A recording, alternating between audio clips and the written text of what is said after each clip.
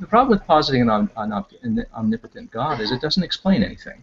The universe could look completely different. Nonsense. Then we say, oh, let me finish. The universe could look completely different. Every organism could look completely different than it does, have completely different traits than it does. And a creationist could still say, God ordained it thus, specially created the organisms this way, or created them to evolve in this particular way.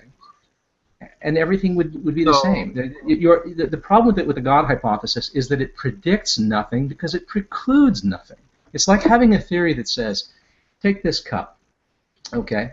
Take this cup. I'm going to make a prediction about this cup. If I let it go, it will either fall down, it will go this way, it will go that way, it will go up, it will go forward, it will go back, it will stay there, it will spin in the air, it will dematerialize, it will turn into daisies, you know, it will implode on itself, all kinds of things, right? If I have a theory that says something like that's going to happen, any one of those, right?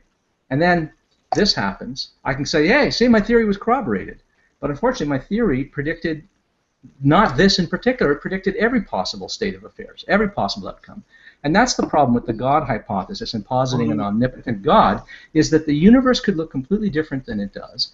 The relationships that we find at the genetic level and at the visual taxonomic level could be completely different than what we find. And a theist could come along and say, this is just God's handiwork, this is how he wanted it. Right? This positing a God that has the power to create all of reality in this way or some other way predicts nothing, precludes nothing. It's a worthless theory. It's not a model that predicts or precludes anything.